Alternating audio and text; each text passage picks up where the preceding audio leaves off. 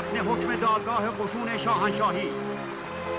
دکتر ابراهیم حشمت الاطباء معروف به دکتر حشمت، فرزند عباس قلی خان حکیم باشی، به جرم اقدام علیه امنیت کشور و تشکیل گروه‌های مسلحه برای اخلال در نظام مشروطه سلطنتی به حکم دادگاه و تاییدات حضرت اشرف جناب رئیس الوزراء به اعدام با چوبه دار محکوم و حکم صادره در یوم 11 شعبان 1337 هجری قمری در محل قرق کارگزاری شهر رشت در مورد شخص نام برده به اجرا در می آید.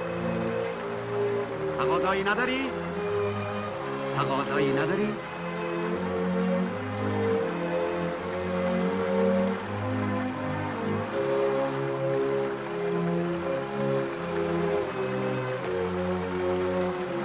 حرفی نداری بزنی؟ تمومش کنید.